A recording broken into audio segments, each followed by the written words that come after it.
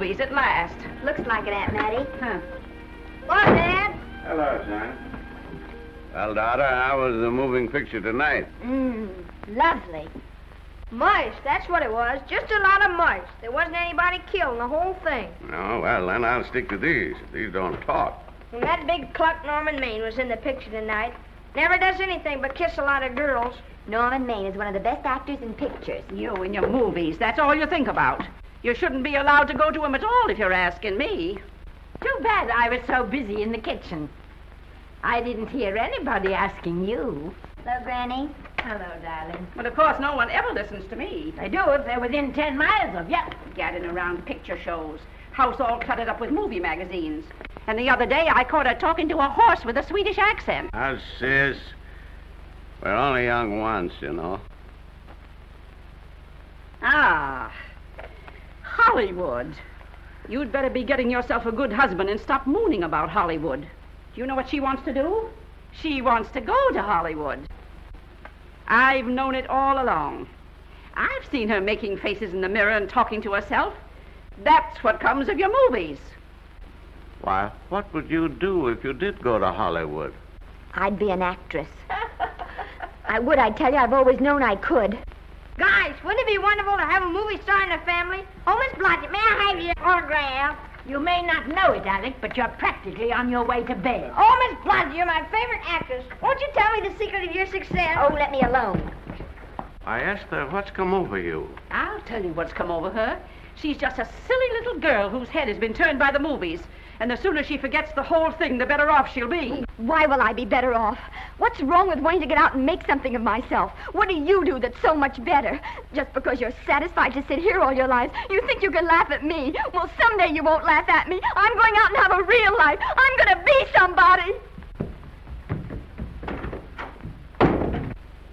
You know, if it was spring, I'd say give her a good dose of sulfur and molasses. I thought I'd find you. Oh, stop that. Now, stop crying. That isn't going to do you a bit of good. Oh, I'm crying because Aunt Mattie and Alec make me so mad. Oh, Alec and Aunt Mattie. Fiddlesticks. They're not important. You're the only one that counts. Esther, everyone in this world who has ever dreamed about better things has been laughed at. Don't you know that? Oh, I suppose I do, But there's a difference between dreaming and doing.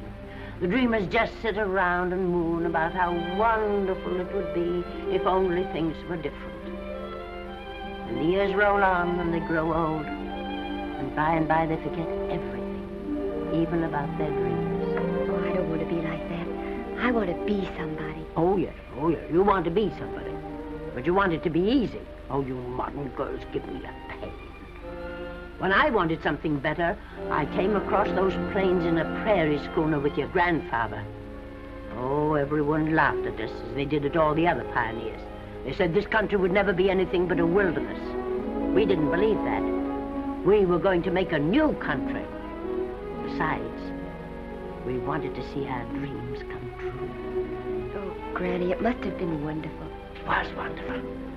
But don't you think for one single minute that it was easy, Esther Blodgett. We burned in summer and we froze in winter.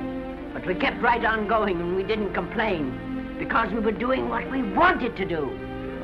Can you understand that? Yes, I can. Could you do it? Could you do it even if it broke your heart? Because remember, Esther, for every dream of yours you make come true, you'll pay the price in heartbreak. Oh, I know what I'm talking about. You may not believe it, but I was a young girl once. And a very pretty young girl. A lot prettier than you are. And I was in love with your grandfather. And when some Indian devil put a bullet through him, I felt as if it had gone right straight through my heart, too.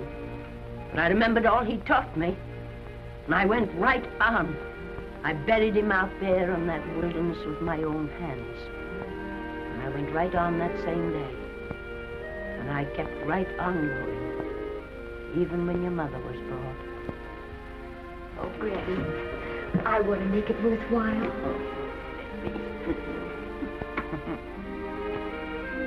You know, Esther, there'll always be a wilderness to conquer. Maybe Hollywood's your wilderness now. From all I hear, it sounds like it. But if you've got one drop of my blood in your veins, you won't let Mattie or any of her kind break your heart. You'll go right out there and break it yourself. That's your right. Here. Oh, here. Stop that nonsense. Here. Take this and go to your Hollywood. Oh, I can't take your money. Well, why not? It's your savings. Well, I was only saving up for my funeral. Now I don't think I'm ever going to die. Oh, Granny, how can I ever thank you? By giving me your word of honor that you'll never tell a living soul where you got that money. I promise. Remember, if you do, I'll have you arrested for robbing me.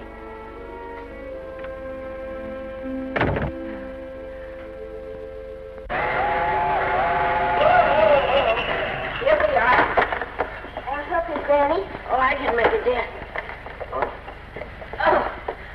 nice. Cold.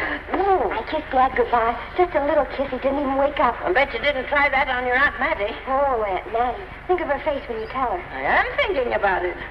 I've waited for that chance for 30 years. Here she is, girl. Oh, thank you, Cousin. Good,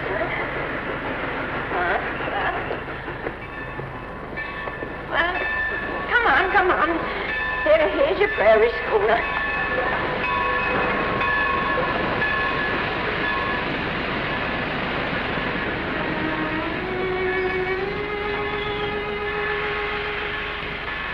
All aboard. Oh, Granny. Go on. Goodbye, Granny. Goodbye. I'll be waiting for you in those movie pictures. Don't tell Mattie. You know, my eyes are not as good as they used to be, but my ears are all right. So you remember, talk up good and loud. All aboard. Goodbye. Bye. Bye, Granny. Bye.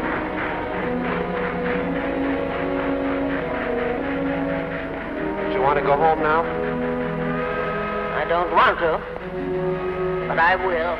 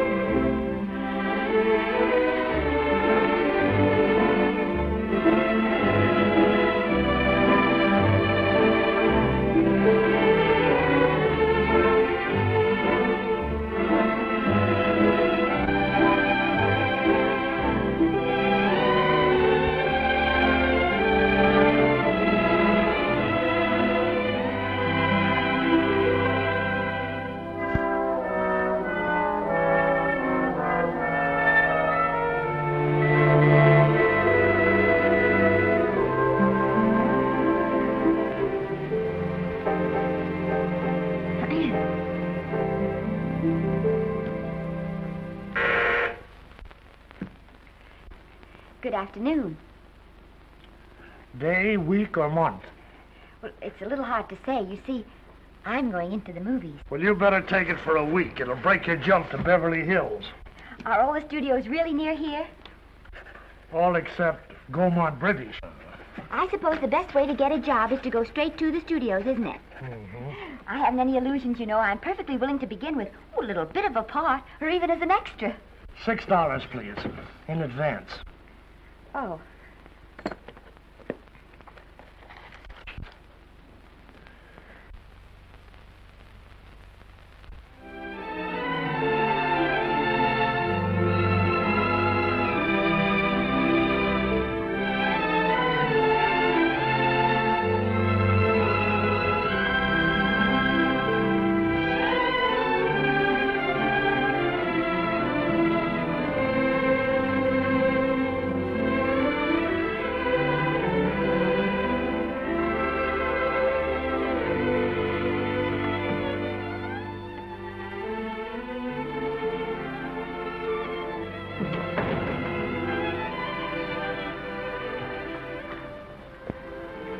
I beg your pardon. I'd like to register for extra work. How long have you been in Hollywood? Well, it's about a month now.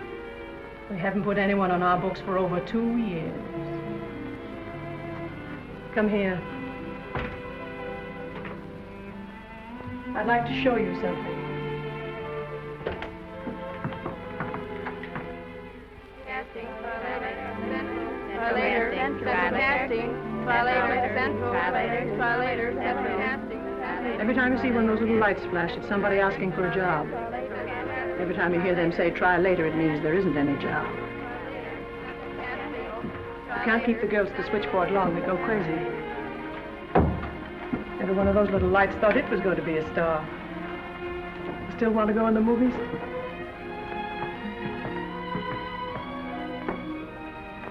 You know what your chances are? 1 in 100,000.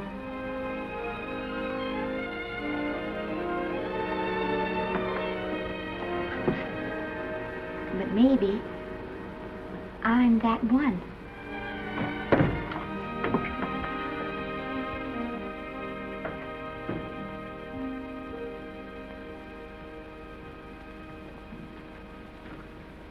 Any phone calls for me, Mr. Randall? Oh, no. Jesse Lasky and Sammy Goldwyn must be writing letters instead. How's the luck today? There wasn't any. Maybe you don't go at it in the right way. Now take Danny McGuire here. He knows the ropes. Don't you, Danny? Sure, I've had him around my neck for years. Huh? What? Oh, Miss Blodgett. Danny McGuire, our new tenant. How do you do? Mr. McGuire is a big director. Oh, are you really? Oh, could you possibly use me in a picture, Mr. McGuire? Of course, I haven't had much experience, but I don't think that really matters if you're willing. And Now I really listen, feel that... lady. In the first place, I'm not a director. I'm an assistant director. In the second place, if I had any jobs to give away, I'd confer one on myself. And in the third place, you should have stayed back home in the first place.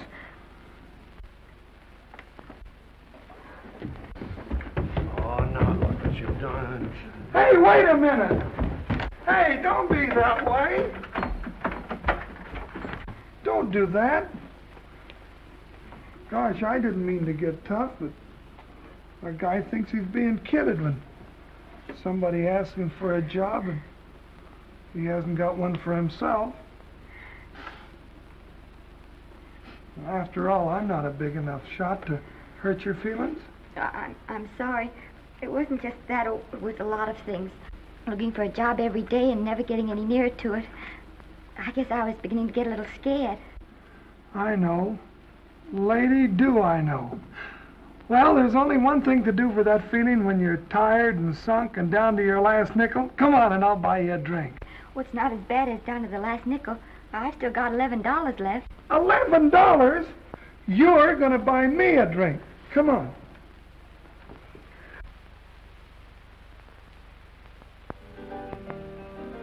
That's right, George. There's nothing like a little rum to take away that milk flavor.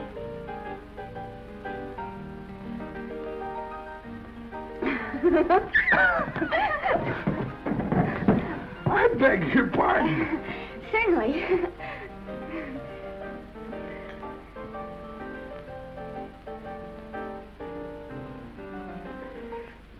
And when I sign my contract, the first thing I'm going to do is see that you direct every picture I'm in. That's my pal.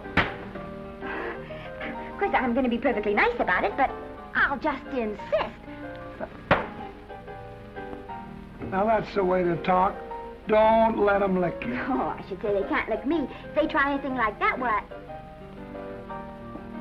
I just won't sign. Now, that's right. What have you got to lose? Another one of these and we'll open our own studio.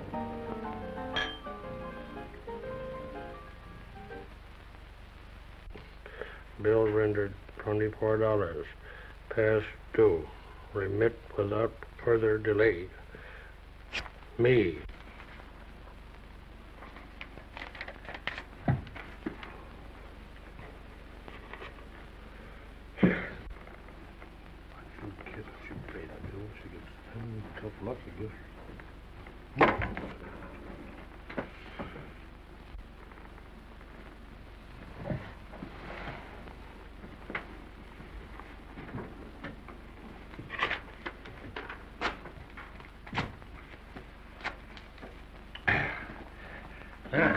Fifth race. Tri-cat. Who's written tri-cat?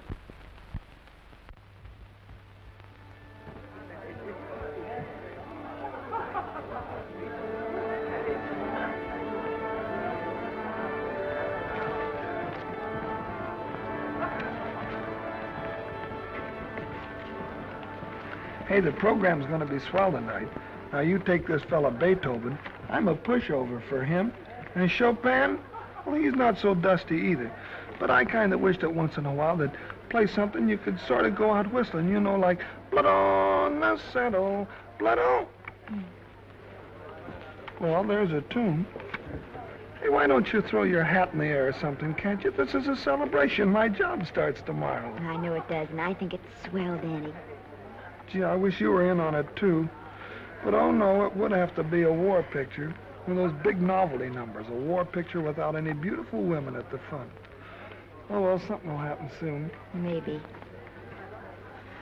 Why don't you go home, kid? Oh, Danny, I can't do that. I came here, and I've got to stay. Well, now, if it's on account of money, I can... Well, thanks. You've given me enough already. Anyhow, this is no time to be worrying. This is a party. Look at all the people. Everybody in the world. Look. That's me and Maine.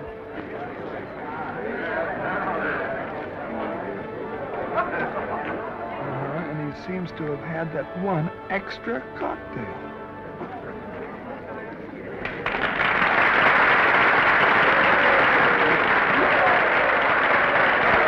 Oh, thank you.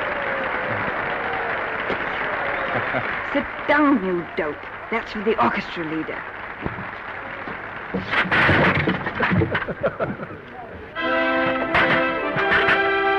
All right. Hello, Norman.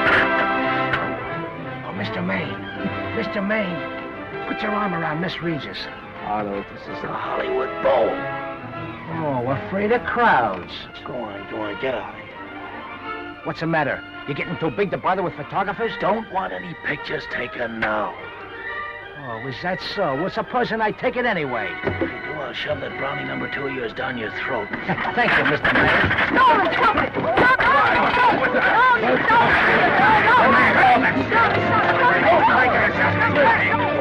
Take it easy, Mr. Mayor. Calm down. Normie, come back and sit down. Everybody's laughing at you.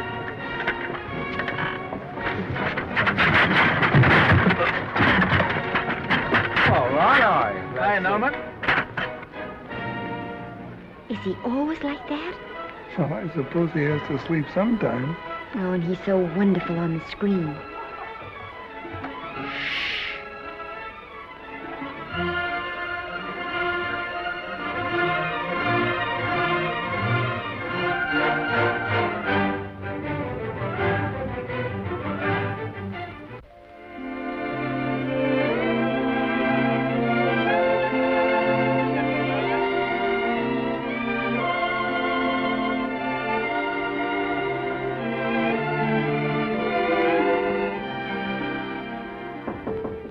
Come in. Danny. What's the matter? Well, believe it or not, I got a job for you. Danny, that's wonderful. When do I go to the studio?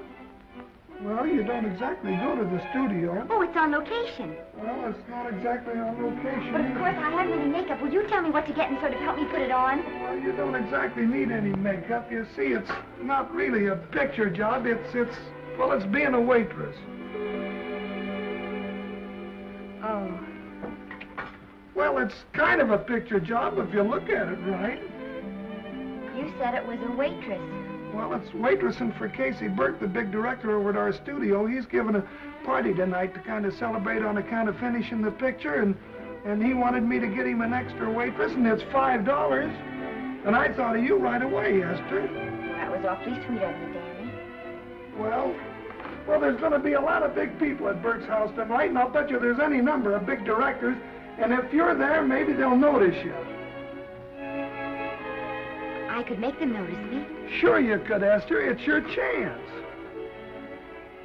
My chance. All right, Daddy, I'll do it. Oh, but I can't. I haven't got the right things to wear. To wear? Oh, yeah. Now, you don't think the wardrobe department's right next to my office for nothing, do you? A perfect fit.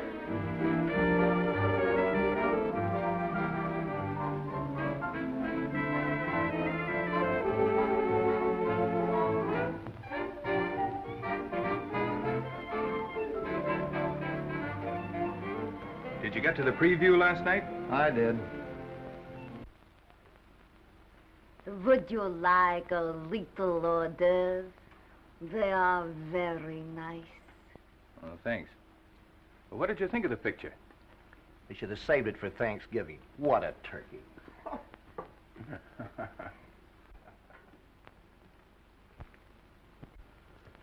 Will you have some hors d'oeuvre? You do like hors d'oeuvre, don't you? I don't think there's anything so enjoyable as hors d'oeuvre before supper, and these are rarely delightful.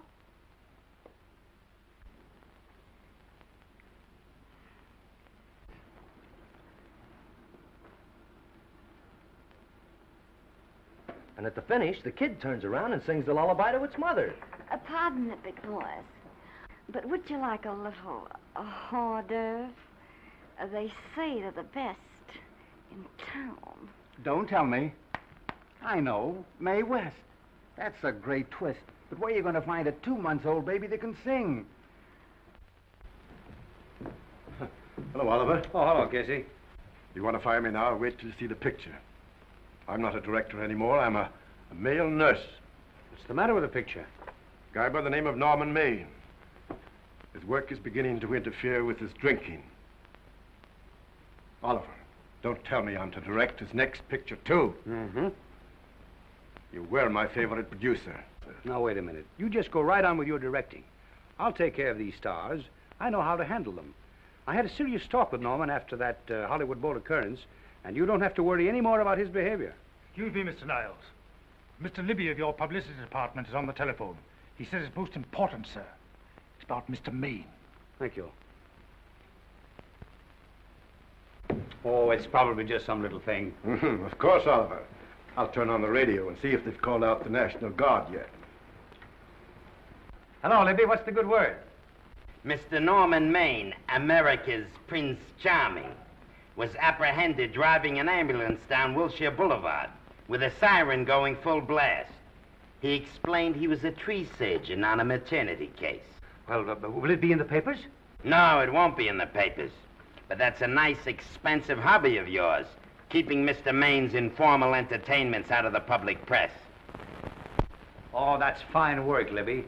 Try and see that no one gets to Norman. He's probably home sleeping it off. Oliver. Yeah. Why can't you forget those dopes at the studio for one night?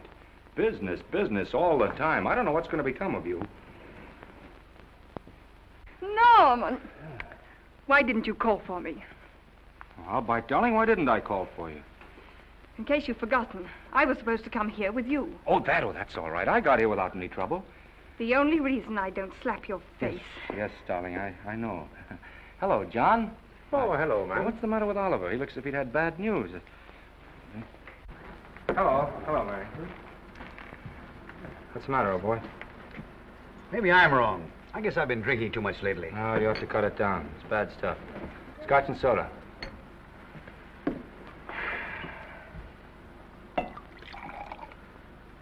Come on. The word, you know, is pronounced when. Bad dialogue, Oliver. I'd rather not watch this. You know best. Soda. Thank you. Oh. Go ahead and say it. I've got it coming to me. Don't make it tougher on me, Norman. I don't want to stand here and preach, but take a look at my side of it. I'm trying to make pictures with you. I know. Costs are going up and the grosses are going down. No, it isn't that. I've made lots of money with you, and I can afford to take a loss. But I hate to see you going the way of so many others. Why don't you get Lloyd's to insure you against me? You can't get insurance against a man forgetting who he is. You're a great star, Norman, but there's nobody so big that he can afford to have people refuse to work with him. Who doesn't want to work with me? You... Quiet. Listen, I know plenty of people who do. Yes, and so do I. But your real friends can't stand seeing you start to fall apart. What do you mean by that? The first signs are always the same. Not being able to remember your lines. Cameraman struggling to cover your hangovers. And all because you have to have a good time. Every day and every night. Listen, I've warned you for a long time, Okay, Norman. Oliver, you're a swell guy. You won't lose any money on me. I'll promise you that. I'll be ready for the curtains when the time comes. When it does, here's my epitaph. And now I think I'll have a little drink. Scotch and soda.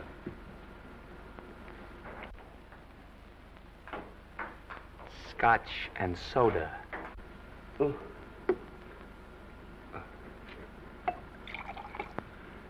Come on.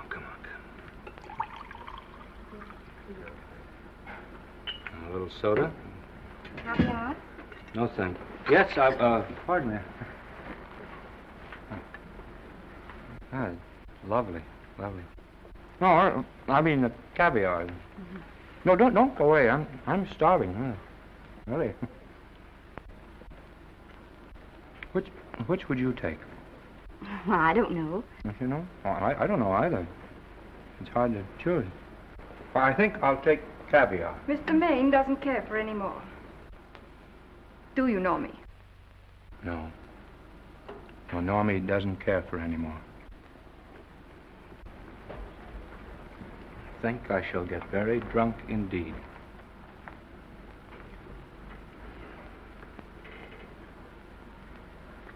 Scotch and soda. Sorry, I have something.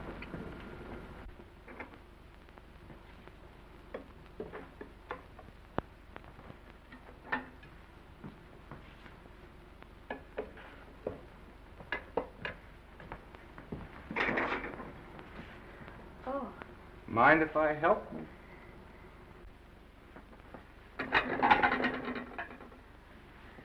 Won't they miss you? Oh, no. They'll just look under the table, and when they see I'm not there, they'll forget the whole matter. Hey, what's your name? Esther Blodgett. My name's Maine. I know. You do? What's so funny? I was just thinking about all your fans and how surprised they'd be to see you here helping me put plates away. Oh, they don't know my finer side. They'd be pretty envious of me, meeting you this way in person. Oh, you do? Well, tell me, are you disappointed? Yes. Oh, now you've done it. Oh, never mind that. That makes the room look lived in. Tell me, why are you disappointed? I was sitting behind you at the Hollywood Bowl the night you didn't want to be photographed. Yeah. I'm told I crept into many a heart that night. Oh, I can never explain this. You know, you have very pretty hair. You'd better get out of here. And a sensitive mouth. And a charming little Precisely why are you here instead of with the rest of the guests? I'm just trying to be helpful. I see. Are you sure there's no other attraction? Well, it might be that my old mania for putting plates away is coming back on me. It's rather odd. I always know where I can find you if there's a pretty girl around. It's not only odd, it's embarrassing. You're being deliberately insulting, Norman. I've put up with this for long enough. Dear, don't lose your temper. Remember, we must try to keep the voice low. I know you'll excuse us if we go on with our work.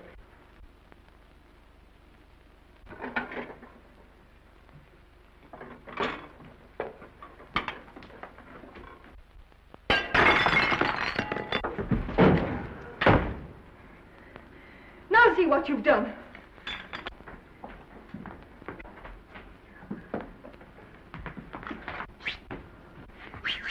Come here. Help me up. Are you hurt? No more than usual. Come on, the wolves are on us. We gotta get out of here. Oh, I can't. The dishes aren't finished. Oh, yes, they are.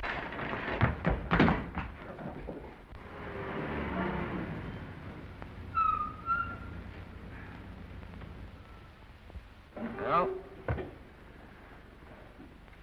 I bet I know what you're going to say now. What? Good night. Good night, and thanks. Hey, wait a minute. Hey, you realize that all I found out about you is that you're foolish enough to want to go into pictures? But why is it foolish? Look at you. Yeah, that's what I mean. No, I'd rather like to go into this matter a little more thoroughly. Oh, that's awfully nice of you. So why don't we go on up to my place and talk it over? Oh, no. Thank you very much, but I really must say good night. Good night. But you're not angry. No. I'm hungry. Well, why don't you go and get something to eat? Good night, Miss Blodgett. Good night, Mr. Maine. Wait a minute. Peter, the least I can do is to see you to your door.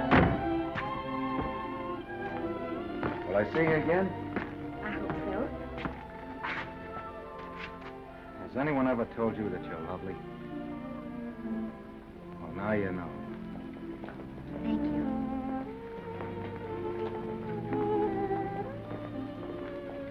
This is hard to say, but I want to say it anyway. You know, on the screen, in private life, you know. But whatever I do, I still respect lovely things. And you're lovely. You understand? Yes, I think I do. And it isn't that bump on the head that's doing this. Well, I'm glad.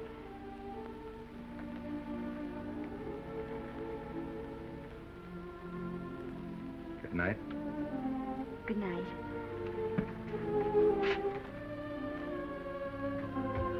Hey! Do you mind if I take just one more look?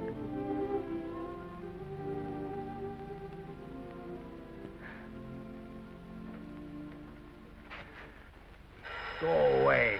Quite impossible. I wouldn't even consider it. No.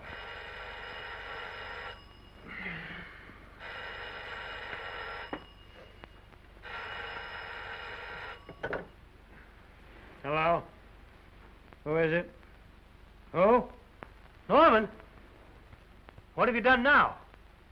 You're not in jail, are you? Oh. Yes, I see. Oh, it's that again. I see. She's beautiful. Yeah, I know. You want me to give her a screen test? Yeah, certainly. She's got wonderful possibilities. Oh, you know she's got something. Well, you knew all the other ones had something, too. Oh, no. I tell you, Oliver, she's got that sincerity and honestness and a... sincerity and honestness that makes great actresses. Oliver, I am so sure of this girl that I want to take the test with her myself. Listen, Oliver, you've worked hard. You're entitled to a break. You get...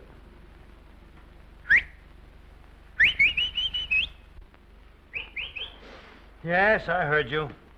Anything. Yes. Yes. Yeah. Oliver, look. You try to get a little sleep now, old man. Right. All right, boy. Good night.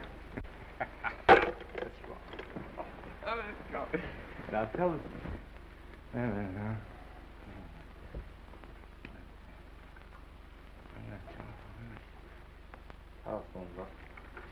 Telephone book. What is it? Telephone. Hey, Oliver, telephone book.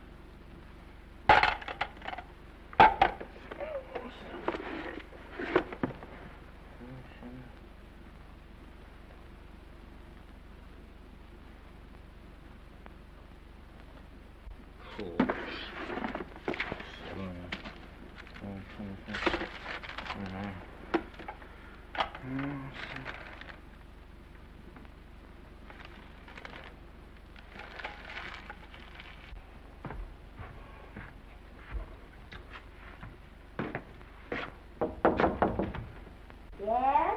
Telephone. For me? Some drunk trying to be funny says he's Norman Maine. Oh, thanks. I'll be right down. And this Blodgett, would you give him a message for me? Tell him it's 3 o'clock in the morning!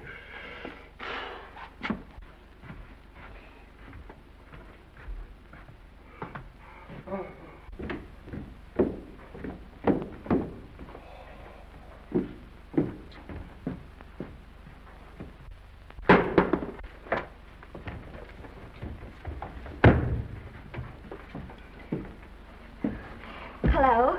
What? Oh. Oh. Oh. Oh, yes. I'll be there. Oh, thank you.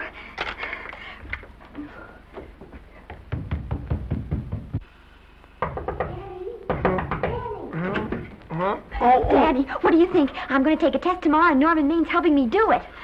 I'm taking one, too. Garble's assisting me.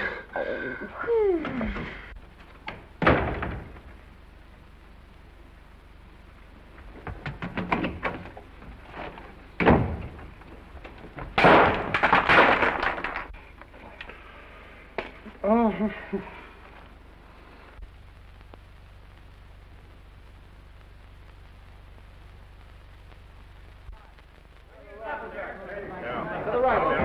Move that Gobo in.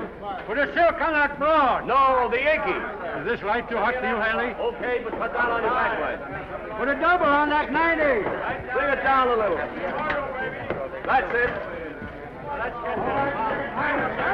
Now pull down on that 150. Get pulled down on that 150. Okay. Come here and get this thing. Run it here.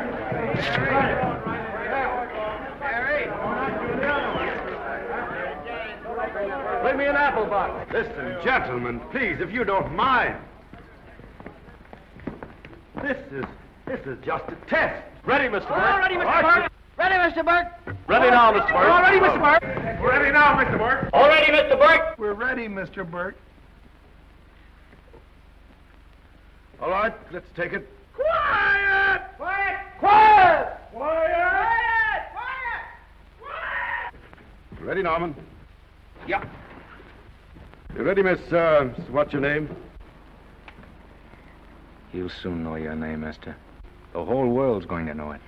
But I'm so scared. Maybe I better not try it today. Oh, come on, now don't be foolish. They all had to go through this. Harlow, Lombard, Myrna Loy, and now Esther Blodgett. All right. I'm ready. This is the take. Roll 'em. Quiet. Hey.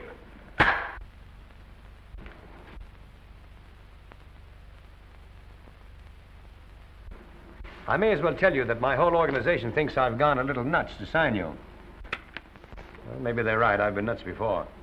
You see, all the experts seem to think that your type is a little mild for present-day taste. But I rather believe that tastes change, like eyebrows. And I think that also, like eyebrows, tastes are going back to the natural. You look like a nice girl. I think I'm going to like you. That's not important. I think the public will like you. That is important. Oh, yes. I see what you mean. I mean, I know it is. Only don't think it's going to be easy. Nothing you really want is ever given away free. You have to pay for it. And usually with your heart. Someone else told me that once. But you still have to work it out for yourself. Oh, well, all this is just a long way of saying, I'm glad you're with us and good luck to you. And now I'm going to turn you over to our demon press agent, Libby. Don't let him frighten you. He has a heart of gold, only harder. And for the love of Pete, learn to close your mouth and keep it closed, even in your love scenes.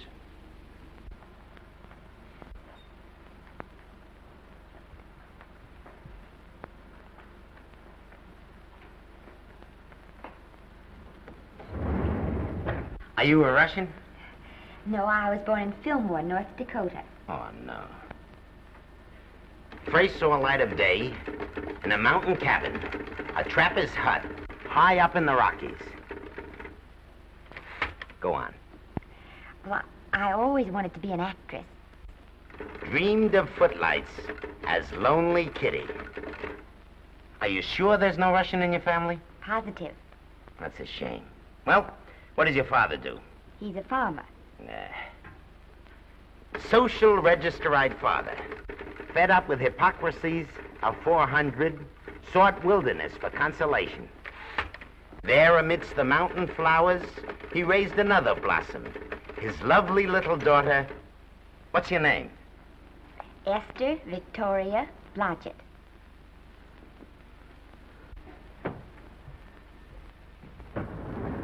Greatly appreciating your attention in this matter, very truly. Do you know what her name is? Esther Victoria Blodgett. Hey, we'll have to do something about that right away. Esther Victoria Blodgett. Well, that Blodgett's definitely out. Let's see, Esther Victoria, Vicky. How about Vicky? Oh, I think that's terribly cute. Let's see, Vicky. Vicky what? Vicky, pronounced Vicky. See, Esther, Besta, Sesta, Desta, Festa. Oh, that's very pretty. Jester, Hester, Desta, Lester. Vicky Lester. Oh, I like that. Say it. Vicky Lester. Say it again. Vicky Lester. Say it again. Vicky Lester. Say it. Vicky Lester. Say Vicky Lester. Vicky Lester. Vicky Lester. Vicky Lester. Vicky Lester. Vicky Lester. Flash. Oliver Nile Studio discovers new starlet, a Cinderella of the Rockies. Her name is Vicky Lester. Those who have peeked tell me she couldn't be more divoon. The face of an angel and such natural talents. Her voice is a symphony. Her very walk, they tell me, is enough to drive men mad. Not that way. Get the lead out of your feet. Lift them up.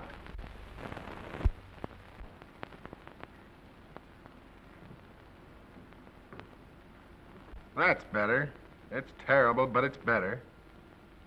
The quality of mercy is not strained. It droppeth as the gentle rain from heaven. Cease. Through the mouth, my child, through the mouth. The nose is for smelling roses. Proceed. Does she have to look surprised all the time?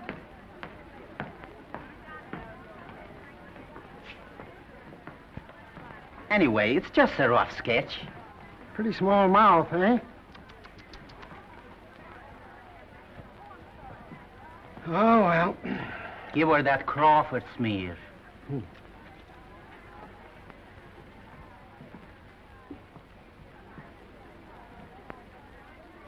This'll give her that Dietrich. Yeah.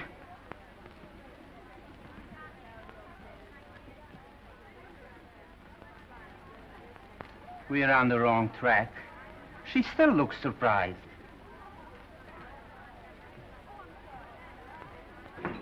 Listen, drunk people. We're shooting on the set this morning, not in the commissary. Now, come on, snap into it. Acme Trucking Company? No. Mr. Smith is not in.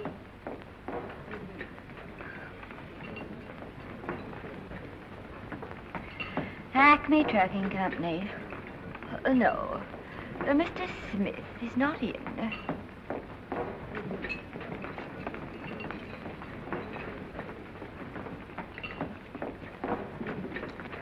Good morning. What can I bring you, Mr. Maine? That just shows how long you've been here.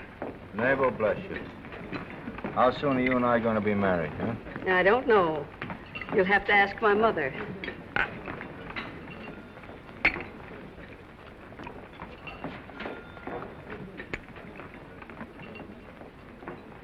Acme Trucking Company? No, Mr. Smythe is not in. Acme Trucking Company? No, Mr. Smith is not in. Acme? No, Smith ain't in.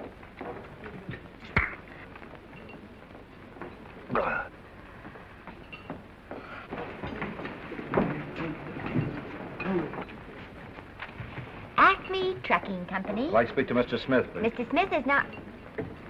Oh, Norman. What's all this between you and Smith? I've got a part. It's only one line, but it's in the picture. Well, it's ambition that made you break that date with me last night. Well, I had to be here so early this morning. And So did I. I had to stay up all night to make it. You've started your picture, haven't you? No, we're still in the testing stage. You can't seem to get the right girl for the lead. Gee, you'd think with all the girls there are that... Yeah, I know, but this one's got to be different. She's got to be little and cute and sweet and intelligent. Well, blow me down. What? Well, close my tired old eyes. Well, what is it? Hold everything. Come on. Come on.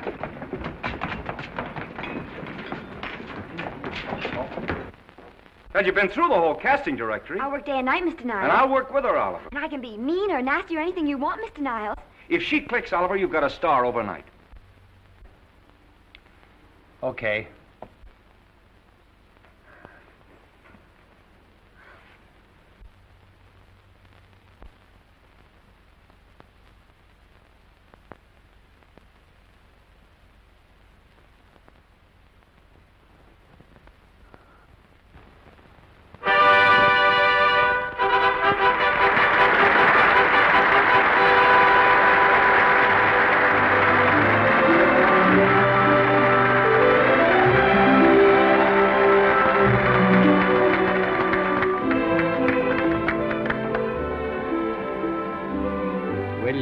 The end of the picture.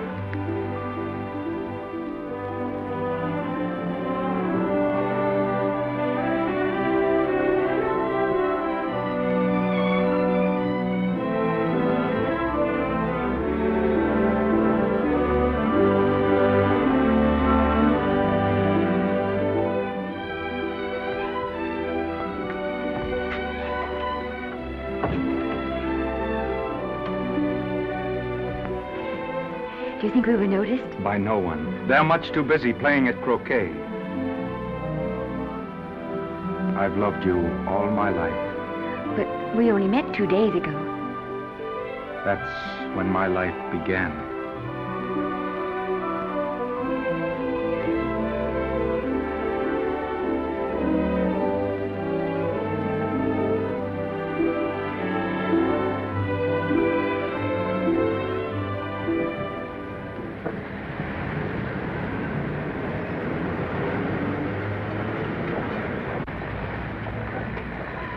she cute? You know, I think she's the same type I am, don't you? I think she's sweet. Well, it's Vicky Lester's picture, all right.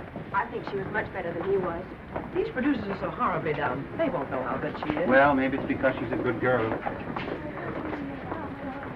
Oh, Maine's not so bad, but it's Vicky Lester they'll go to see. Isn't she, darling? I think she's the most precious little thing I've ever seen.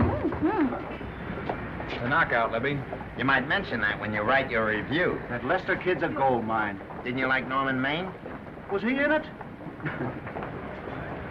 Libby, I'm afraid we have another hit. Huh? It's in the bag, neatly tied up with beautiful pink ribbons. Say, where are Norman and Vicky? I don't know. I thought you had them. I wish they'd come. We're having a party at the Trocadero. Isn't it thrilling running away from people? Norman, it's so exciting, So new. A star is born. Come on, run.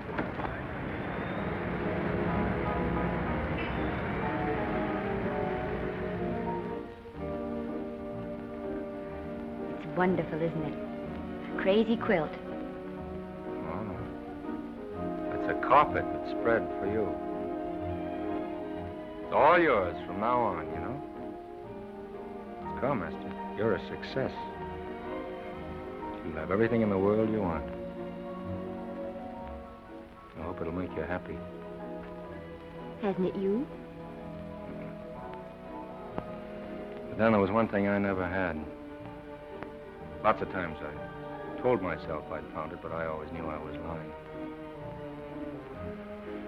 Still, I never stopped looking for it. Maybe it'll come. Well, I think it has come, Esther. I only wish it went too late. Oh, but it's not too late. Oh, you can't throw away your life the way I've thrown away mine and have anything left that's good enough. No. You can. Norman, you can. You mustn't tell me that, Esther. I'm so afraid that I'll believe it.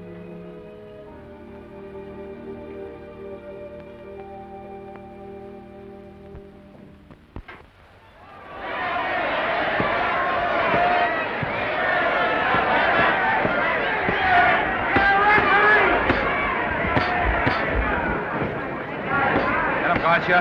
Shoot your right. Swell, isn't it? Lovely. What's Gotcha getting? Can't you hear me, Gotcha? Shoot your right!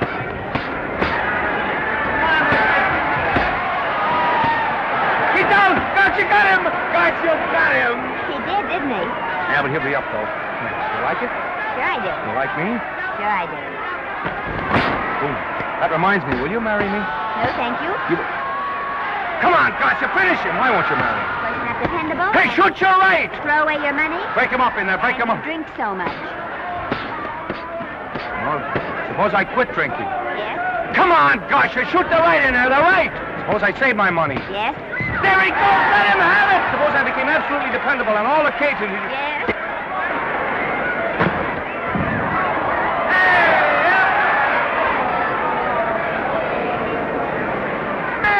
Gotcha, he got him! He got him! He certainly did.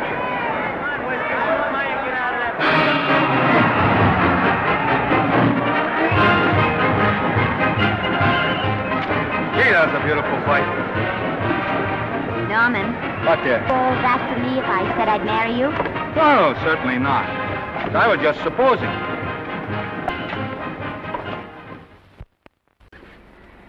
We're going to be married. Guess I didn't read that line right. I'll try it again. We are going to be married.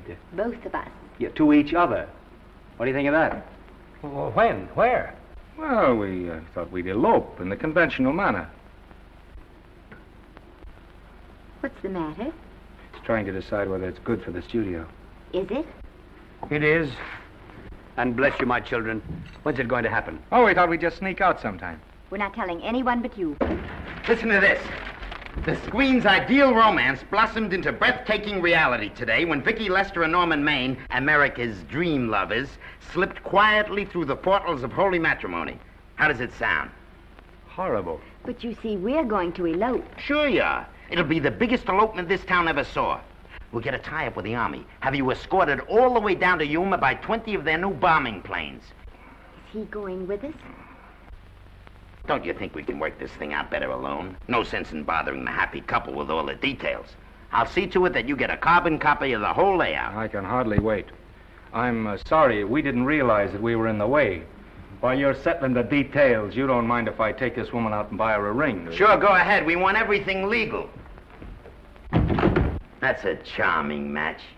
A nice girl like Vicky. And public nuisance #1. Now, wait a minute, Libby. Norman's all right. And if you'll pardon my pointing, Vicky's business is her own. It doesn't require any comments. I wasn't making any comments. I just said it was a rotten shame. So go ahead and plan the elopement. Oh, that elopement stuff is out. You can't get any scope in that. We're going to have a wedding. Where'll we have it? Customary place, I believe, is a church. Nah, it's been done. This has got to be something big. The beach. I can visualize it. The bridesmaids in bathing suits. 20,000 Santa Monica school children spelling out the word love. It's a novelty, but is it big enough? Why not the city hall? A police escort of every motorcycle cop in town. Sirens screaming, confetti pouring out of buildings like the Lindbergh reception in New York, only on a big scale. What's the matter? Isn't it big enough? And now if any man can show just cause why these two may not be lawfully joined together, let him now speak, or else hereafter forever hold his peace. Do you, Alfred Henkel, take this woman as your lawful wedded wife? Will you love, comfort, honor, and keep her in sickness and health as long as you both shall live? I will. Do you, I beg your pardon. Do you, Esther Blodgett, take this man as your lawful wedded husband? Will you obey, serve, love, honor, and keep him in sickness and health as long as you both shall live? I will. Place the ring on her finger. Hurry, please. Now, by virtues of the power invested in me as Justice of the Peace of San Bardo Township, County of Los Angeles, I pronounce you man and wife.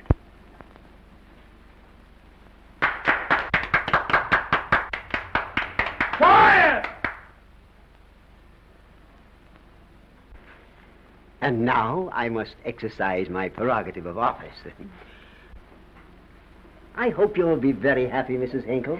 Thank you. Thank you, sir. Oh, Thank you Danny. very much. Now, if you'll please sign the license. Oh, yeah. You know, Mrs. Henkel, I can't help but believe I've seen you somewhere before. Oh, really? Well, I believe this is the first time I've ever been in San Bardo. You know, your face is familiar, too, Really? Mr. Henkel. There you are, sir. Thank you very much. Oh, Here's your thank you, receipt. Sir. Thank you. Goodbye. Goodbye. See you again. Yes, goodbye. No, I don't mean I'll see. No. Yeah, I think you got by with it. But it was close. That JP was just beginning to remember where he'd seen us. Well, anyway, we got away from Libby. Hello, Toots. If you will be kind enough to glance between my shoulder blades, Mr. and Mrs. Henkel, you will find there a knife buried to the hilt. On the handle are your initials. Lovely to have seen you, Libby. Hold him, Hold him, Danny.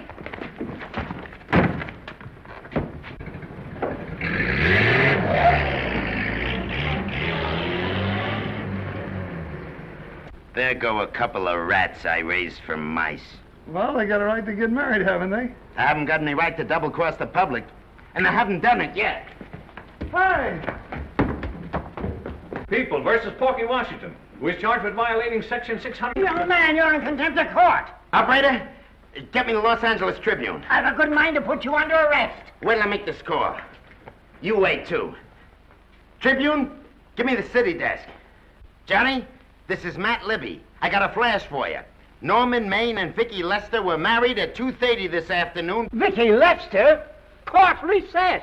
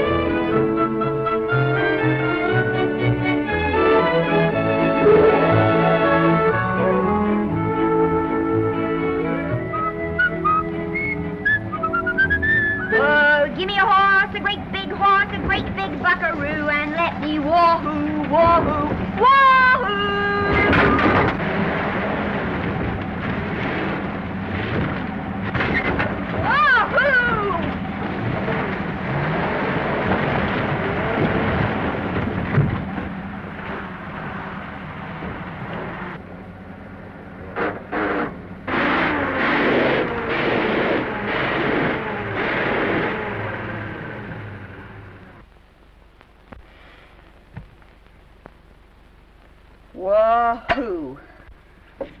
Hey, Wahoo. I don't want to sound immodest, but I think I've stripped a gear. Well, sit down, won't you, and let's get acquainted. We'll probably be seeing quite a bit of each other from now on. Well, might just as well break the ice now as later.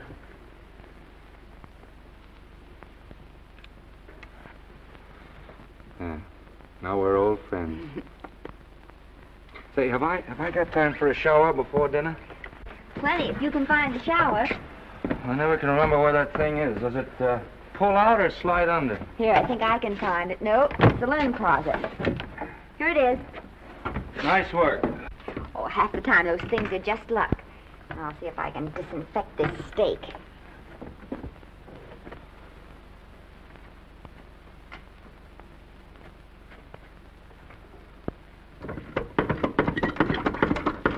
Yeah, Esther, there's no soap. Here. Thank you. Oh, and Esther. Yes, dear? I'll need a washcloth. Oh. How you fixed for cigarettes? And you know I never smoke underwater. Hey, what do I do to make this thing work? Pull that gadget at the top and pray for rain. Well, I can't reach it. I can't get my hands up. If you've gone in there with your arms down, you'll never get your bath. Unless you're a contortionist. Yeah, well, I'm not a contortionist, and don't throw that up to me now. You knew it when you married me. Will you close this door, please?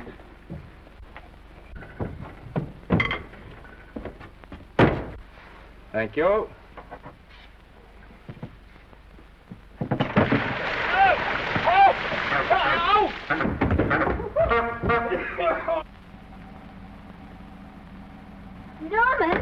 Norman, here comes the car. You got it? Huh? Here, quick. Quick what? Quick, go out and stop them and ask for help. Oh, I'll catch cold. Oh, you'll get warm again. Yeah, I don't. Dear, they'll recognize me. Now, if you keep your face down, go on. There may not be another car for a week. Well, howdy, partner. Howdy. Stuck? Yeah, how'd you guess it? Can you get us some help? Well, I reckon not. You know, it's a long way to town. We're pretty busy down at the place. Well, I got to get out of here. I've got my wife with me. Don't she like the country? No, and we're short of food. There's a lot of game in them woods. You know, well, my wife can't shoot. Well, you're sure up against it. Sorry I can't do anything for you. Well, wait, listen, I'll be frank with you. I'm Norman Maine. Who? Norman Maine. Well, my name's Judd Baker. Glad to have met you. Well, so long. Hey, wait a minute. Listen, you don't... So you're Norman Maine.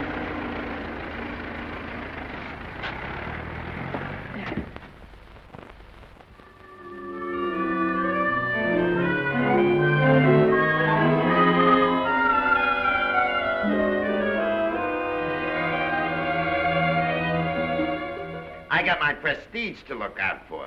I'm supposed to be the best publicity man in the racket, and they laugh themselves sick when I even try to get a decent mention of Maine. Yes, I know how sensitive you are, Libby, and I don't like to see your feelings hurt. Thanks, boss. Now, Vicky, there's a dish for free space. But if Maine swam across the Pacific, the papers would keep it a secret.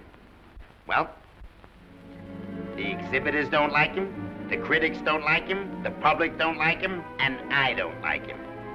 Who likes him?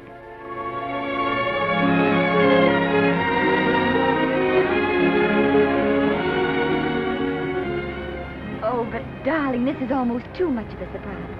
And there I was in my touching innocence, thinking we were going to live at the beach house. Oh, we'll still keep the place at Malibu. But this is special. This is our castle. It's used to be in the air, you know? We'll never use any ugly words like contracts and pictures and careers. When we come in those gates, we'll check the studio outside. Come on, I got another little surprise for you.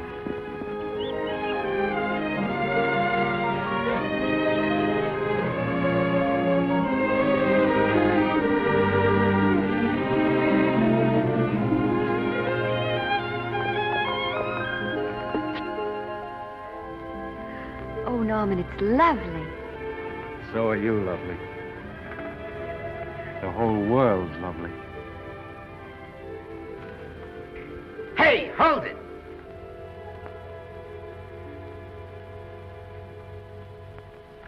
That's it. Caption: Their honeymoon never ends. All right, let's get some pictures. Now, if the bride will sit here and the groom stand behind her, we'll have something unique. Now let's go after something different. You sit down and she'll stand up. Pretty radical, isn't it? Yeah, but in a nice way. Okay, Otto, fire. Caption, their honeymoon begins anew. Ah, the producer. Caption, their honeymoon ceases abruptly. Hello, Oliver, glad to see you. No, I'm glad you're back. Thank you. Vicky, how well you're looking. Hello, Oliver. Am I interrupting? Yes, thank you. Just want a couple more pictures. That's enough for both of them. What they're asking for is exclusives of Miss Lester. Alone. Oh, I see. Well, come on, Oliver, let you and me get exclusive. See you later, Vicky. Oh, don't worry, Otto. My camera smashing days are over. They ain't your only days that are over. Oh, hold that, Miss Lester. Gorgeous. Well, Oliver, how's the dividend situation? Very pleasant. I think we'll show $2 million on the next quarter. Oh, good. Smart move of mine to sell my stock, eh? Oh, well, when you need money, you need it. Well, some people save up for just such an event. You know, there's bound to be a rainy day occasionally. Yeah, but as a citizen of California, I've always refused to admit that. Yes, I know, but still it does rain. Well, anyway, you can thank me for some of those dividends of yours. Mm-hmm. Oh, can't you? Oh, sure. That was a little too quick, Oliver. Matter, the Enchanted Hour was a smash hit, wasn't it? Well, it made Vicky a star overnight. Yes, it should have. What about me? Oh, let's talk about business at the office, Norman. Beautiful pool you have here. Beautiful. Oh, now let's talk about it here. Didn't they like me? Well, maybe the pot wasn't just right. That was the best part of the year. Look, Oliver. You think I'm slipping? Can you take it? Yeah, go ahead. The tense is wrong. You're not slipping. You've slipped. Oh, my fan mail's still big. Norman. Fans will write to anybody for a photograph. It only costs 3 cents for a stamp, and that makes photographs cheaper than wallpaper. But every 25 cents they pay for a theater ticket buys them the right to be a critic. And your last few performances, Norman, have not pleased your critics. You remember I told you I'd be ready for the curtains when the time came? Here it is. Let's call off the contract, no hard feelings. We're not quitting, either of us. There's no explaining these things. We've all seen how the public turns. Maybe we can turn them back. I've got a swell script lined up for you. About Esther. If you think that I'm going to get in her way... Well, as a matter of fact, as it happens, there's no part in this story for her. I'd more or less planned to star her in a picture of her own, with that young Pemberton opposite her. He's coming along nicely. Good for young Pemberton. All right, Oliver. We'll make a try at it. Let's hope it's not too late.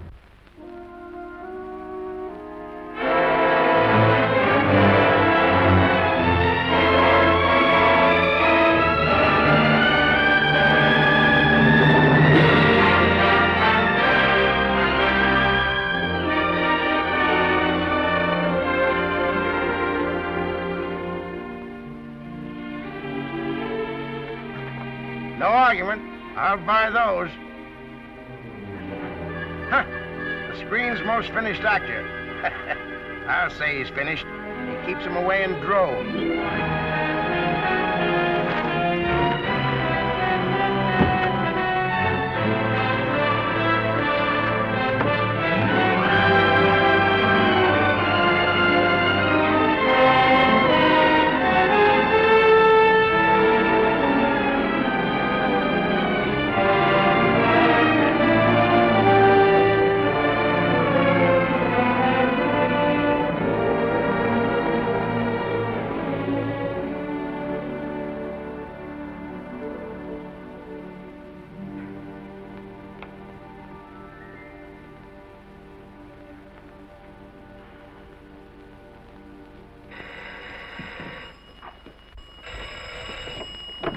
Hello? No, Miss Lester isn't home as yet. No, I'm not the butler. But I can take a message just as well as he can, honest. Oh, is that you, Norman? Swell. Listen, Norman, This is Artie Carver. Hiya, kid. Swell. Say, I hear you're through with Oliver Niles. Is that on the level? Oh, please, Artie. I'm not news anymore. Forget it. Say, what kind of a settlement did you make on your contract? Give me a figure so I can do a story on it. There was no money involved. We just called it quits. Okay, I'll fill in my own figure. Say, by the way, I've been trying to get an interview with Vicky for 2 weeks, but she's always busy. How about you giving an old pal a break by speaking to her for me? Sure, I'll ask her. Swell. So long.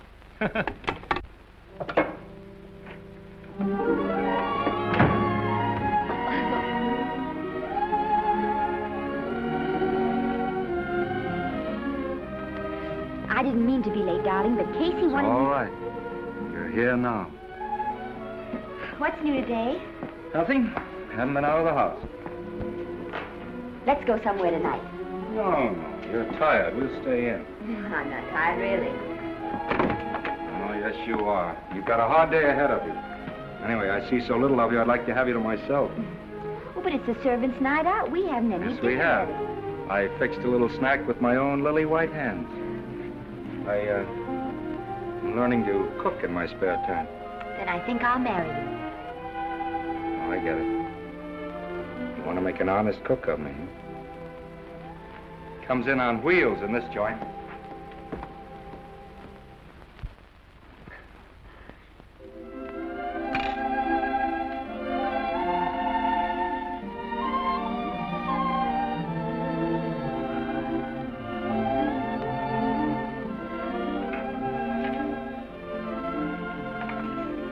Yeah? How's it look? Wonderful. Huh? That's what I thought. Now then, don't be formal, just pitch in. Yeah?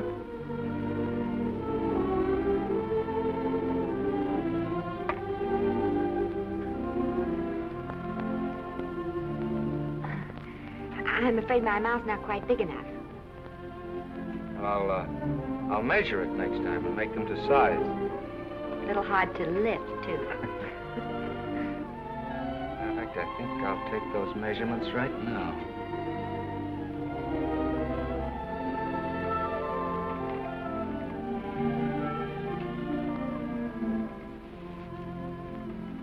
And that's what I wait for. All day. That's why I rush home without even changing my costume.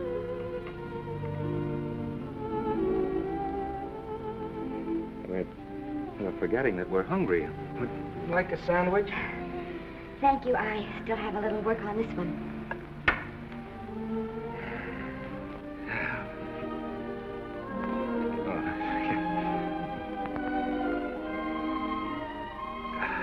Norman, will you unhook my dress? I can't breathe. Mm-hmm.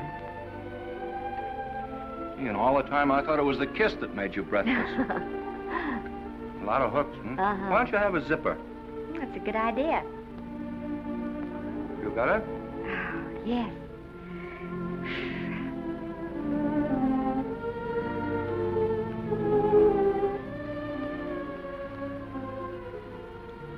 Don't look now, but I think that guy on your left is in love with you.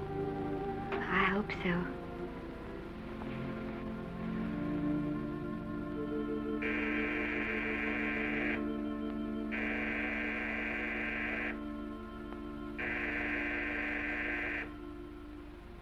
It's the doorbell. Is it? Maybe they'll go away. Oh, I never do at a time like this. Here. Just a minute, dear. I'll be right back.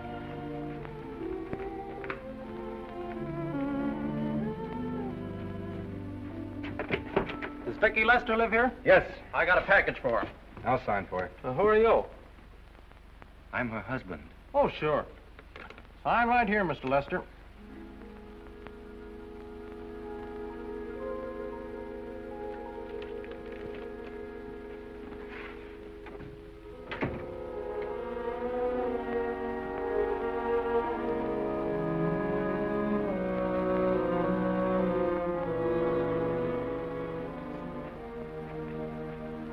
Package for you. Oh, by the way, I forgot to tell you, they want you for a benefit to Shrine Auditorium next Wednesday night. I told them I'd ask you. And, Oh, darling, I don't want to hear about that now. Well, you better wait till I finish before I forget them all. The Academy dinner secretary phoned. She wants to know if you want a table reserved for you. Oh, yes, Artie Carver called and asked if I'd use my influence with you to get him an interview. I told him I'd try. That was all, I think. Oh, Norman, let's don't talk about those things now. We're forgetting the wonderful food you prepared. Well, I'm not very hungry now. I think I'll fix me a little drink, But, Norm...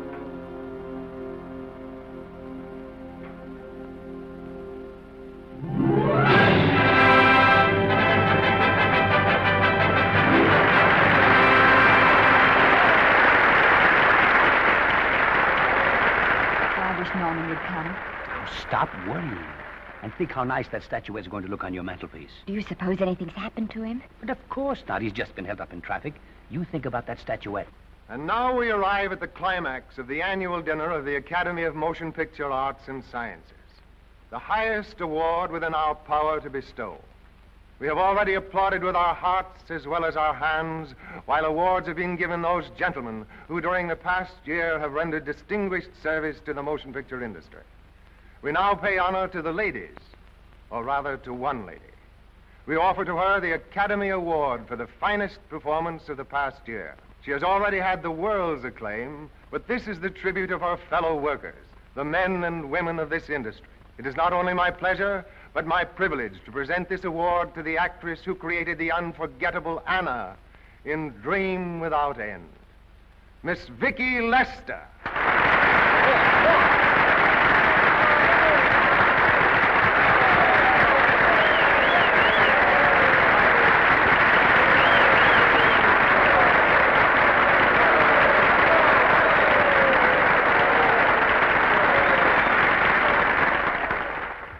What more can we say, Miss Lester?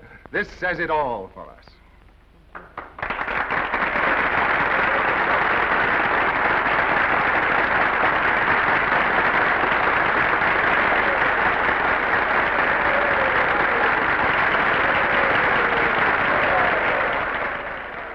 Ladies and gentlemen, when something like this happens to you, and you try to tell how you feel about it, you find that out of all the words in the world, there are only two that really mean anything. Thank you. All I can do is to say them to you from my heart. All I can do is to keep on saying them. Hey, that's fine. All this thing. That's a very pretty speech, my dear. Very pretty. You said the right thing. I want to be the very first one to congratulate you on that valuable little piece of bric-a-brac. Now I want to make a speech. Gentlemen of the Academy and fellow suckers, I got one of those once for a best performance. They don't mean a thing. People get them every year. What I want's a special award, something nobody else can get. I want a statue for the worst performance of the year. In fact, I want 3 statues for the 3 worst performances of the year, because I've earned them. And every single one of you that saw those last masterpieces of mine knows that I've earned them. Libby, start the music. What I'm here to find out is, do I get them or do I get them? Now answer yes or no.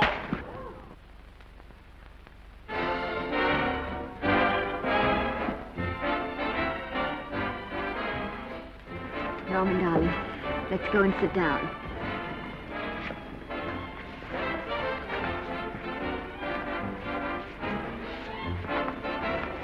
Come on, Norman, sit to that. Glad to see you, Norman. Hello, Norman.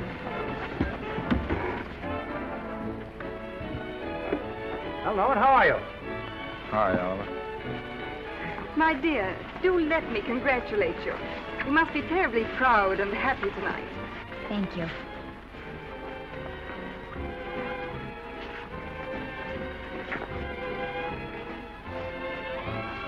Somebody give me a drink.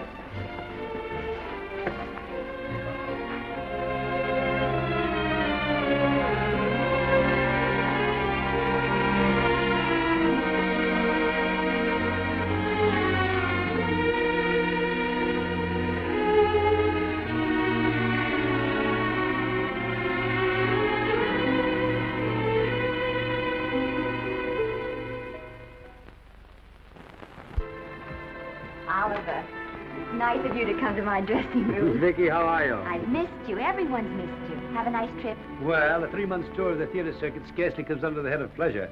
But the way they're screaming for your pictures all over the country. Miss Lester, if I may talk shop, you are a knockout. Thank you. It's good to hear that. You've been crying. A little. How's Norman?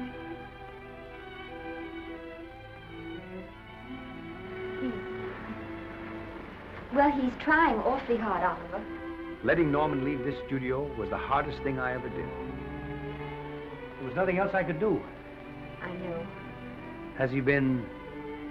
Is he all right? He's gone to a sanitarium. He really wants to stop drinking. And I think he could only... Well, perhaps if he could start working again, it would be some encouragement. Oh, Oliver, could you do that? Yes. Oh, thank you. But he mustn't ever know I told you. He won't know, and you mustn't worry. I want you to keep up your good work in this picture. I'll try, Oliver. That's the one thing I can do for you.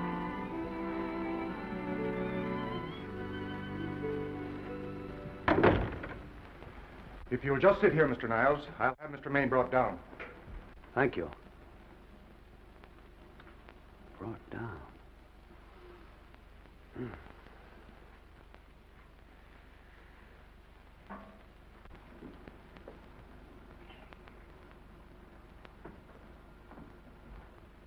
Hello, Oliver. Welcome to Liberty Hall. Hello, Norman. Well, no, Mr. Niles isn't slipping me a case of scotch, Cuddles. This is just a handshake. This is Cuddles, Oliver, my social secretary. We go everywhere together. How are you feeling, Norman? Fine. Getting along remarkably well, Cuddles tells me. He says you ought to see some of the boys. Let's sit down. Yeah. Cuddles, we really don't need you. Touching, isn't it? Can't bear to have me out of his sight. Are you comfortable here, Norman? Comfortable. It's positively luxurious. They even have iron bars in the windows to keep out the draft. How much longer are you going to be here? Oh, well, I'm really cured now. I'm just staying on for an extra week or two to get in good shape, you know. After all, there's no particular hurry to return to the cameras. That's what I wanted to talk to you about. I've got a script with a fine part for you in it. Gee, Oliver, that's great. That's great. Who plays opposite me? Well, it is not exactly the lead. Young Pemberton's doing that. But I tell you frankly, I consider your part better than the lead. Oh, I see. It's better than the lead. Well, of course, it isn't terribly long. But it's one of those parts that makes an impression on you. They'll be thinking about you all through the picture. Mm-hmm. Well, the thing is, Oliver, I'm pretty well set at another studio. I'm not at liberty at the moment to tell you which one. You know yourself how those things are. Of course. But it's a big picture. He's one of the biggest of the year. Mm-hmm. And the part. Every actor in Hollywood would give his teeth to play it. See. Well, that's fine, Norman. Naturally, that will tie you up for a while. But we won't get to this picture for some time. And perhaps, if you want to consider it for later on, well, we'll be... I'll tell you, Oliver, you'd better not count on me. See, I've got several pictures lined up after this one, and they're talking to me about England. You know, they're doing some very interesting things over there, you know. Mm-hmm. Hey. What is it, Cuddle? Speak right out. We all love you. Your dinner. Oh, yeah, we dine at 5:30 here. Makes the nights longer. Well, goodbye, Norman. I'm glad to see you getting along so well. I'll be out in no time. I'll have to introduce myself all over to a lot of people. They won't know me when I'm not drinking. Goodbye. Goodbye, Norman. Thanks for dropping in. That's Yeah. Well, Cuddles? Alone at last, eh?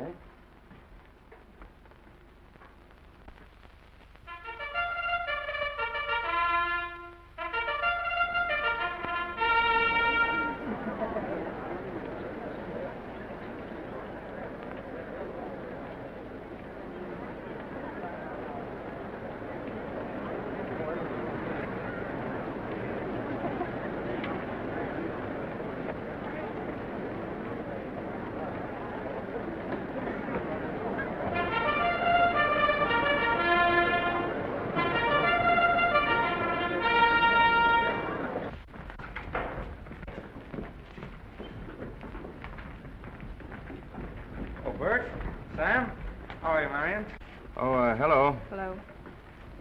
Hello, Normie. Glad to see you. How I hate to run into these has-beens. They give me the creeps. Me too. He was good while he had it. And he had it quite a while. Hello.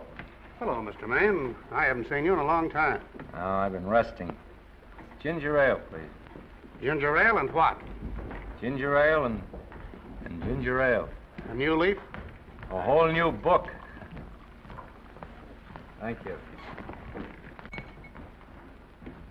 Scotch straight. Hello, Libby. Why, it's Mr. America of yesteryear. Do they let you wander about now without a keeper? Oh, sure. I'm a trustee now. Didn't expect to find you at Santa Anita. What do they do with the actors while you're away? Oh, they cut them into slices and fry them with eggs.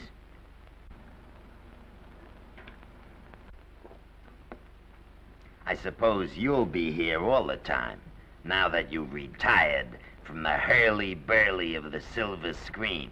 Well, we're living down in Malibu now, and pretty lonesome with Esther away working all day. Well, I wouldn't squawk about that if I were you. It's nice to have somebody in the family making a living. Oh, wait a minute, Libby. I don't want to forget that we're friends. Friends, my eye. Say, listen, I got you out of jams because I had to. It was my job, not because I was your friend. I don't like you, and I never have liked you. Nothing made me happier than to see all those cute little pranks of yours finally catch up with you and land you on your celebrated face. Where do you work, Libby? Always wait till they're down, then kick 'em. I don't feel sorry for you. You fixed yourself nice and comfortable. You can live off your wife now. She'll buy you drinks and put up with you even though nobody else will. We're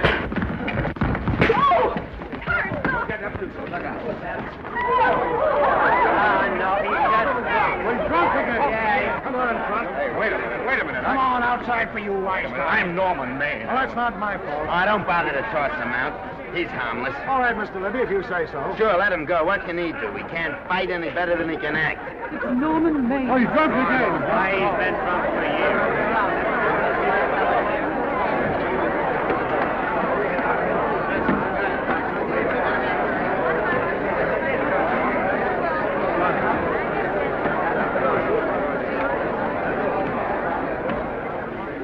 Give me a scotch. Double. Leave the bottle here.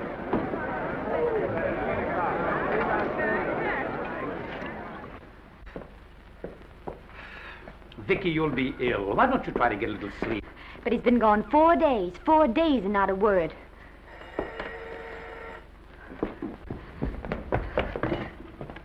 Oliver, I can't. I just can't. Hello? No, this is Oliver Niles speaking. What? Where? Thank you. What is it? Nothing, nothing. Oliver, tell me. He's in the night court. He's been arrested on a drunk charge. Now, he's all right. He isn't hurt. I'm going right down and get him out. I'm going with you. Vicky, it isn't any place for you, and if it gets in the papers, What do there'll I be... care about the papers? I'm going with you.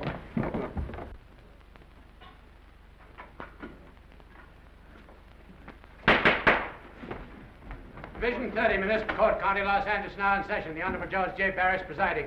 Be seated, please. Were you able to do anything? Judge wouldn't even see me. Ready, Your Honor.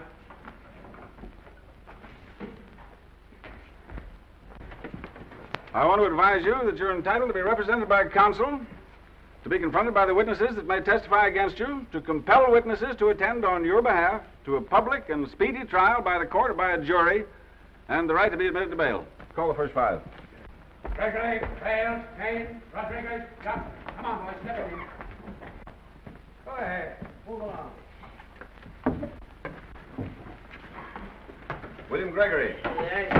Yes. Plain drunk, picked up at 5th in town. Asleep in the gutter. 14 similar offenses in the past 6 months. Still at it, Gregory. How do you plead? I don't feel so good. I didn't ask you how you feel. I asked you how you plead. Guilty, I guess. When did you get out the last time? Just before Christmas. Well, I'm sorry you'll have to miss New Year's, but you'll be out in time for Washington's birthday, 60 days. Milton Rails. Plain drunk, picked up on Brooklyn Avenue, given treatment at receiving hospital, then removed to jail. How old are you, Rails? 17, sir. Did you take a good look at those men in the cell with you last night? Yes, sir. And have you taken a good look at yourself this morning? No, sir. Well, I suggest that you do. $5 or 2 days. Sentence suspended. Oh, Judge, Alfred Henkel, more commonly known as Norman Maine. Drunk and disorderly. Cracked car into tree at Sunset and Coronado. Evidently been drinking for days. Resisted arrest and injured one of the arresting officers. How do you plead? Guilty. You're Norman Maine, the actor, aren't you? You've come pretty low, haven't you? There isn't a man here who's had the advantages you've had. Look what you've done with them. You're nothing but an irresponsible drunk, driving about the streets with the power to inflict death or injury on innocent people. I think we'd better deny you that power for a while. 90 days in the city jail. Please wait.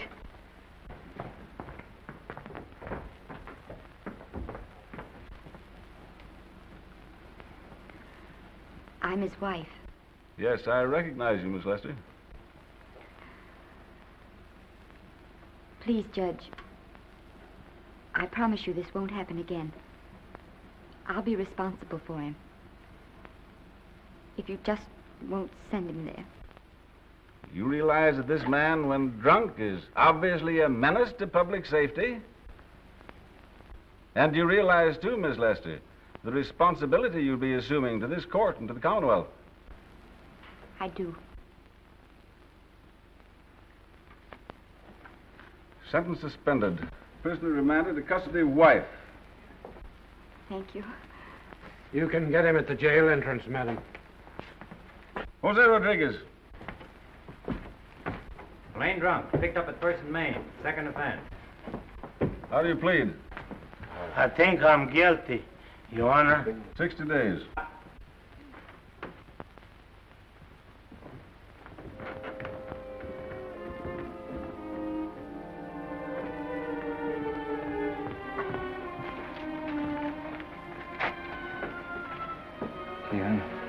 I'm so tired. Hold it, Mr. Maine, for picture. Oh, no. What about a statement for the press? Oh, no, please.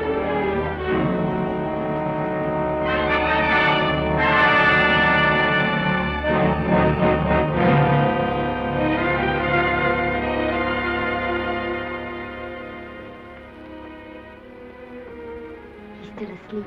He's been asleep nearly all day. It's the best thing for him. It's awful to see this happen to someone you love.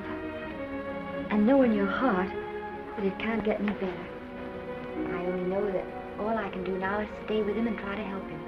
So will I. And between us, we'll take care of him. You're very fond of him, aren't you, Oliver? And I'm very fond of both of them. Then I know you'll understand what I have to tell you. And after what happened last night, I think you already know what it is. I can't do any more pictures. I'm going away for good with Norman. But you can't do that, Vicky. You're at the very peak of your success, and you've worked so hard to achieve it. That's what's been wrong.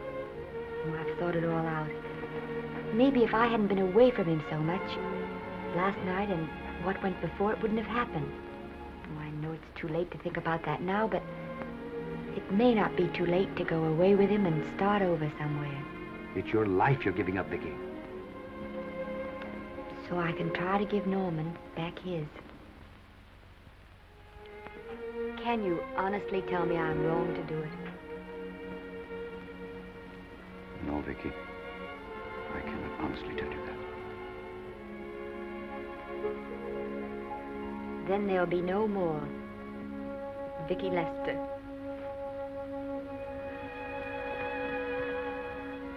Come on, walk to the door with me.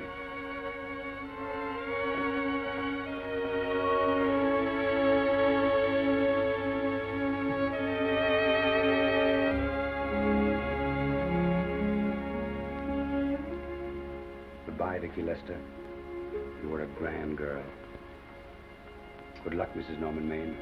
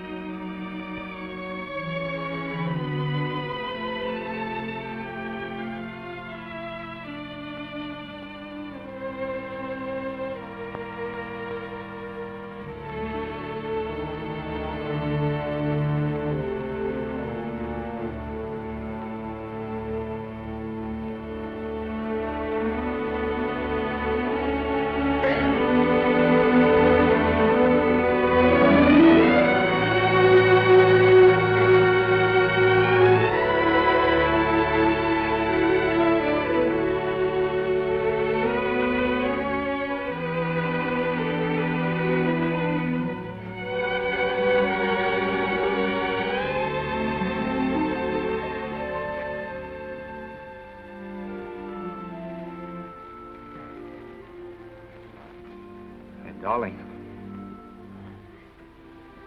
this is Maine coming in to apologize again. I'm sorry, dear, but it isn't you. What other troubles have you got? None. I was just playing a scene with myself. Now look, I'm just coming out of the jitters and you're just going into them. This is a swell household. Isn't it? I'll tell you what we'll do. I'll promise to brace up if you'll go on the wagon. I guess I have been drinking too much. You know what I'm going to do? I'm going to be an athlete. You mean with great big muscles and everything? Well, roughly speaking. Gonna join the YMCA? It costs too much. I'm going wading out in our front yard. Now? Sure. Would you like me to go with you? Sure, if you'd like to. No, me. I don't think I will. It might spoil this beautiful, natural wave. Yeah, I guess that's right.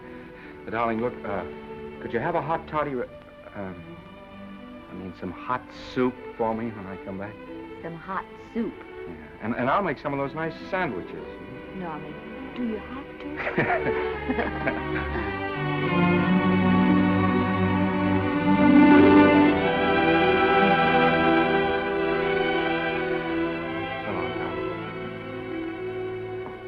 Now, don't stay in too long.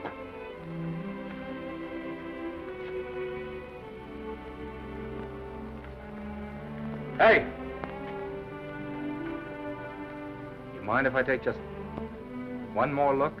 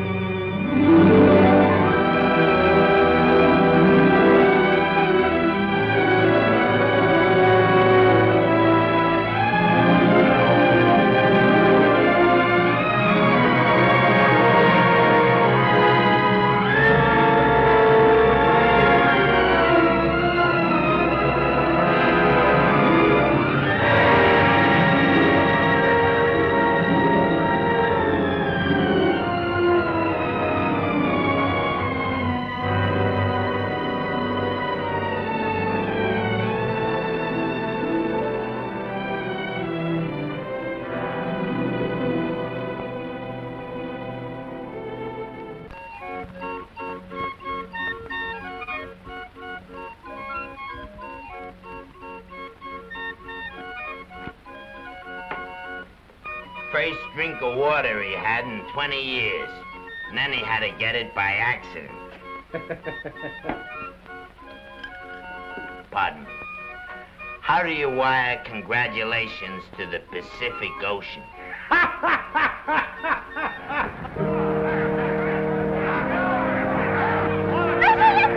Oh, you can't see her face. Hello, Vicky.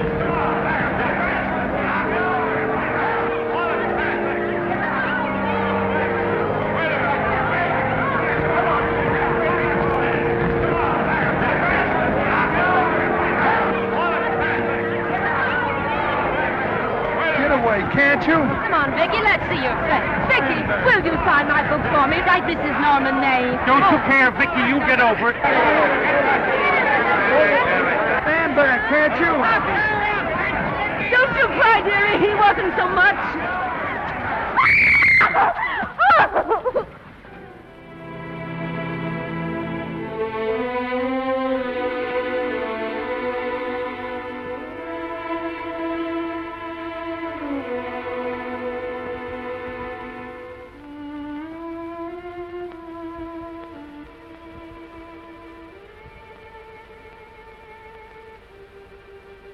Do you mind if I take just one more look?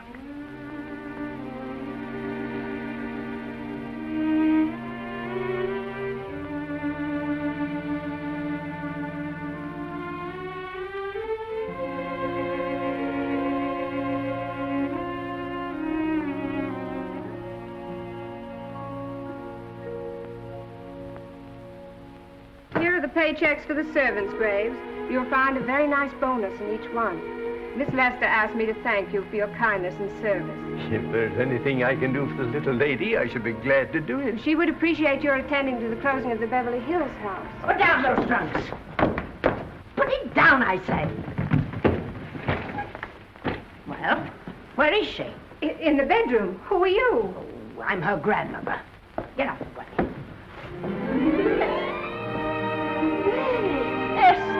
Granny, darling. Oh, I'm so glad to see you. What made you come? Oh, I know when I'm needed. Now get out of here. Go on. Get out of here, all of you. I want to talk to my granddaughter alone. I came just as quickly as I could. But I'm going home. I sent you a wire yesterday.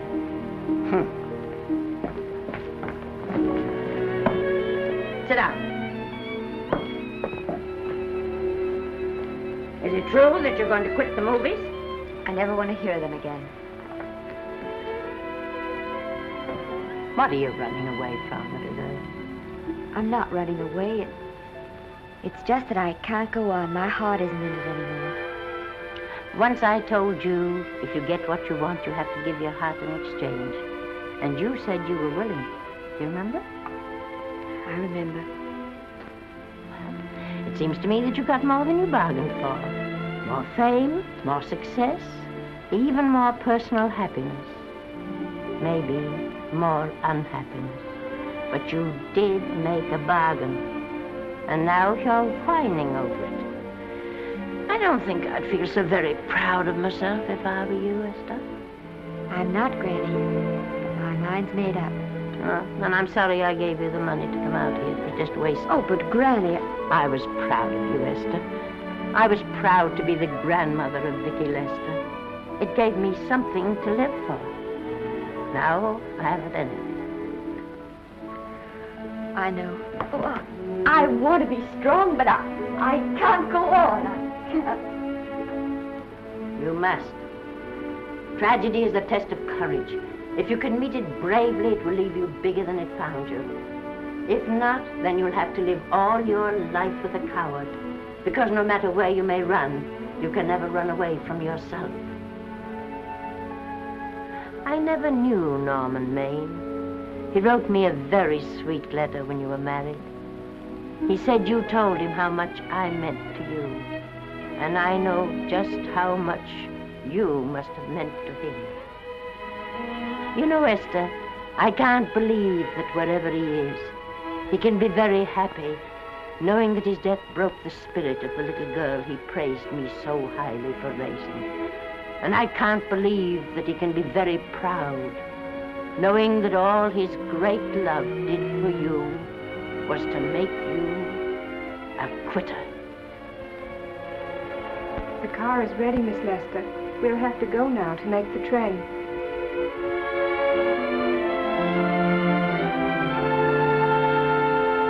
Put the car back in the garage. Granny.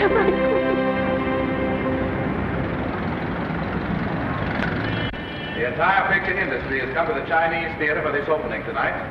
It has come to pay tribute to a great star on her long-awaited return to the screen in what has been called her greatest performance. It has come to pay tribute to the girl herself. The girl who has won the heart of Hollywood. The girl who has won the heart of the world. Miss Vicki Lester. And if I'm not mistaken, Miss Lester's car has just driven up. Yes, it is she.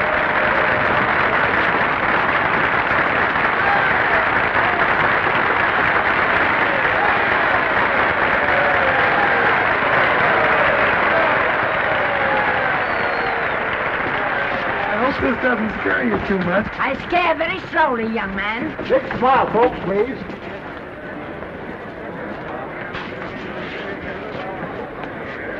They'll have your mug, I mean your face, plastered across half the papers in the country tomorrow. How do I look? Oh, you look swell. You're a liar, but I like you. And here's Miss Lester's grandmother. Won't you say a few words to the radio audience, please? Say something, Letty. You know, we've got a thing like that back home where they all listen in on, but we call it a party line. Won't you say something, please? They're listening. Maybe some of you people listening in dream about coming to Hollywood. And maybe some of you get pretty discouraged. Well, when you do, you just think about me. It took me over 60 years to get here, but here I am. And here I mean to stay. Thank you very much.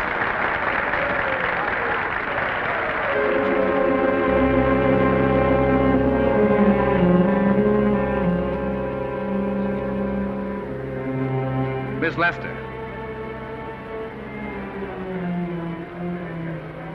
This microphone is on an international hookup. Throughout the world, your fans are hoping that you'll say a few words to them.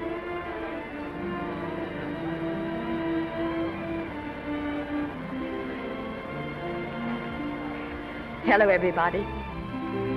This is Mrs. Norman Maine.